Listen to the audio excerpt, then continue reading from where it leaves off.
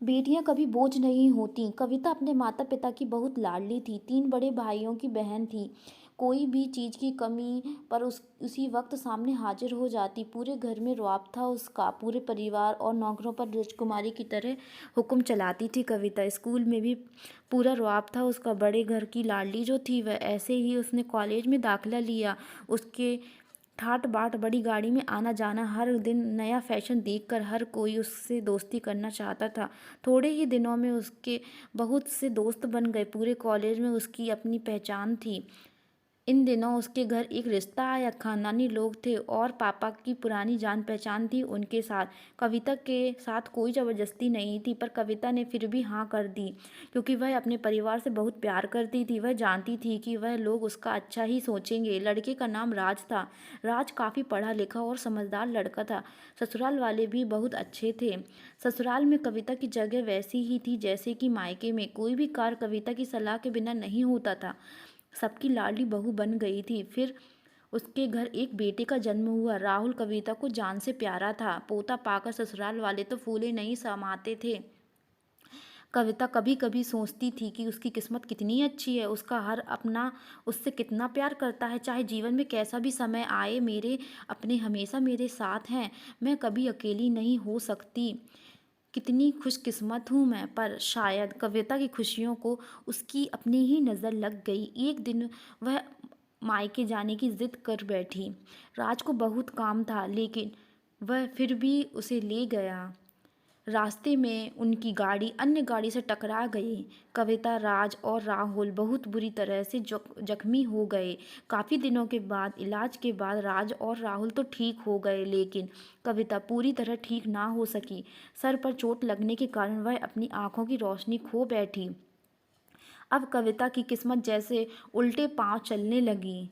मायके वाले कुछ दिनों तक उससे मिलने आते रहे, फिर कभी कभार फ़ोन ही करके पूछ लेते कि अब कैसी हो। धीरे धीरे यह सिलसिला भी कम हो गया। ससुराल वालों की सहानुभूति भी कम होने लगी। घर में किसी को पास बैठने के लिए कहती तो जवाब मिलता, बहुत काम है, अब तुम भी हाथ नहीं बटा सकती। राज भी चिड़चिड़ा हो गया। बस राहुल ही था उसके साथ, जिसके साथ हंसते खेलते उसका वक्त गुजर जाता। एक दिन कविता के हाथ से कुछ सामान गिर गया, जिसकी वजह से राहुल को हल्की सी चोट लग गई। कविता के सास ससुर ने राहुल को उससे अलग कर दिया कि कहीं उसके ना देखे की वजह से बच्चे का कोई नुकसान ना हो जाए। कविता अंदर से टूट गई थी। एक दिन उसने सबके सामने मायके जाने की इच्छा रखी तो राज उसे तुरंत मायके छोड़ आया, जैसे कि वह यही चाहता था। लेकिन राहुल को उसके साथ नहीं भेजा। कविता कभी राहुल से दूर नहीं हुई, पर अपनी कमी के कारण उससे ज़्यादा बहस नहीं की। कविता को लगा कि वह 3-4 दिन वहाँ रहेगी तो थोड़ा हवा पानी बदल जाएगा, क्योंकि वह कितने दिनों से कहीं बाहर नहीं गई है। घर वालों भी इतने दिन बाद उसे देखकर कितने खुश होंगे। कविता के घर पहुँचने पर सब लोग बहुत खुश हुए। खाने में सब कुछ कविता की पसंद का ही बना था।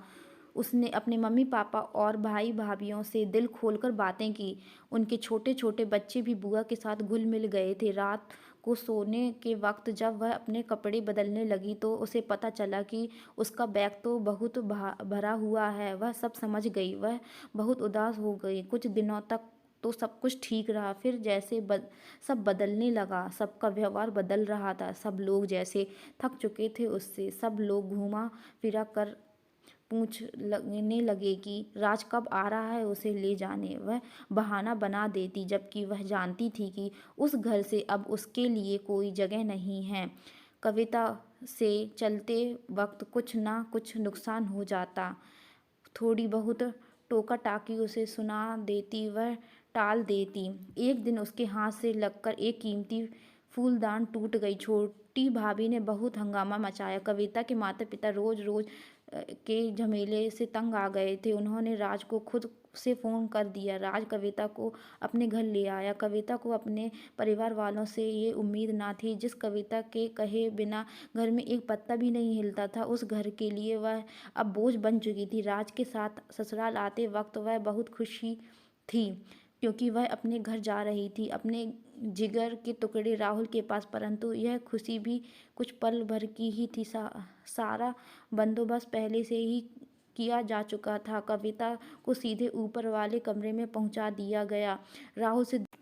राहुल से दूर रखने की सख्त चेतावनी दी गई। एक काम वाली लता को उसकी जिम्मेदारी सौंप दी गई, जो उसके खाने पहनने जैसी ज़रूरतों का ध्यान रखती। कविता ज़्यादातर चुप ही रहती, कभी कभी काम वाली लता से थोड़ा बतिया लेती। उसके जरिए राहुल का पता चल जाता। सबकी लाडली बेटी बहू, सबके लिए लाडली पर बोझ बन चुकी थी वह।